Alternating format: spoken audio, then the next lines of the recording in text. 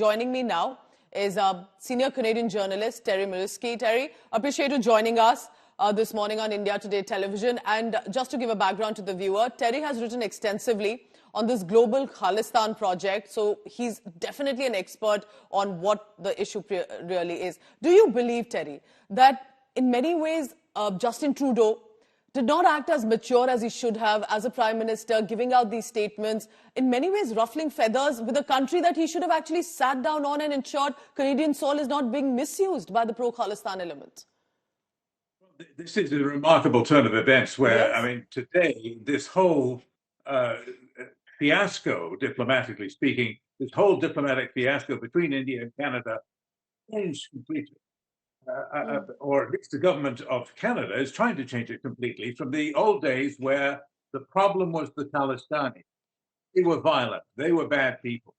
We had to do something about them, although Canada did, of course, very little, and looked the other way a lot of the time, and disregarded and pandered to people who were not just representing the potential of violence, but actual violence in the extreme. Need I even remind people of the Air India bombing of 1985? Yes. 31 completely innocent civilians wiped out. Since then, journalists, anyone who got in the way, beaten and sometimes killed, and of course, including witnesses at the Air India trial. So, having said all of that, that was the traditional picture. Now, it turned it on its head. The government of Canada has turned that picture on its head and said, no, the problem is India. It's Indian violence, oppressing people of Indian origin, principally in Canada. And that's why the Canadians say the Indian government was involved in hiring hitmen, basically 20-year-old punks, goons with guns in Canada who came on phony study permits. That's why they hired somebody to go out and kill Hardeep Singh Nijjar in Surrey last year. They're now saying that India is the problem, not the Khalistanis, despite the savage record of violence on the part of the Khalistanis.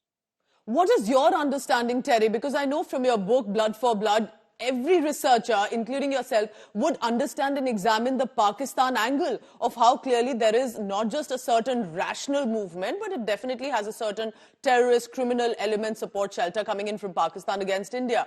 Yet Justin Trudeau is going ahead pandering to this network. What do you think is he getting from it? Because he's just ruined relationship with a country that's a rising power and would have actually helped sit with Canada and make a better world. Well, I agree with you that Canada has said and done very little about the Pakistan connection, which of course has been fundamental for 40 years to the Khalistan cause. And Canada just never expressed any interest in it. Unless it comes right to their doorstep, they don't seem to care very much. Even when it did come right to their doorstep, as in the Air India case, they still didn't seem to care very much. And the investigation was lackadaisical and incompetent. And the culprits, for the most part, with one exception, got off. So I think what's happening now is that Trudeau's in for a penny, he might as well be in for a pound. What I mean is that he's already decided that he's going to make a step up and take the position that he would be a bad prime minister, a dishonorable prime minister, if he heard that Indian officials were involved in the murder of a Canadian citizen, and he said, "Man, that's okay. We don't mind if India comes over here and murders a few terrorists. Let's not make a fuss about it." That if I said that, he's saying to himself and to the country, then I would be a bad prime minister. That's his view of what he's doing. But of course now diplomatic relations are, well, they don't have any. It's over. What do you think is happening or going to happen here on? This is huge. Our High Commissioner has been recalled. Canadian diplomats have been told to leave by 19th October, 11:59 p.m. How do you see? Do you think someone will be able to perhaps reconcile this relationship, or it's done and dusted now? Well, I said it's over. I guess I'll take that back a little bit because we've always got to leave a possibility. You're right to answer the question that there is a possibility of a repair someday, somehow. In the short run, here's what it depends on. What? It's not the onus isn't totally on Trudeau. The onus is on both sides who have messed up this trial. the onus is on the Indian side to say, what are they going to do about the very serious allegations, which the government of India says is taking very seriously, made by the FBI and the Department of Justice in the United States.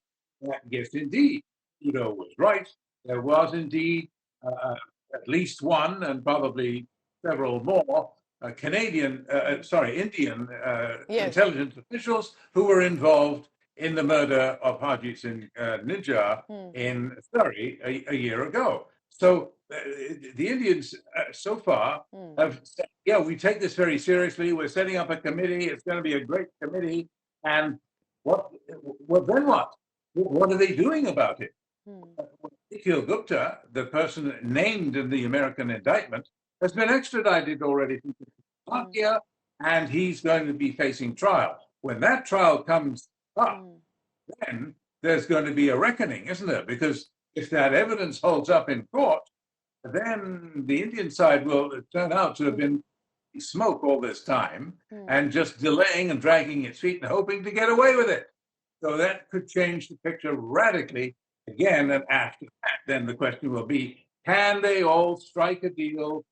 Americans saying, okay, we want accountability for this. We want Indians to promise that they won't do it again and they will play nice in future. And if they cut a deal to sweep this under the rug politely and have some sort of accountability that they can show the public that, look, we're cracking down, we're doing something about this behavior. But if that doesn't happen, I'll be back to, sorry, diplomatic relations are over, and these will be two enemies. This is absolutely unprecedented, Terry, from what we have seen.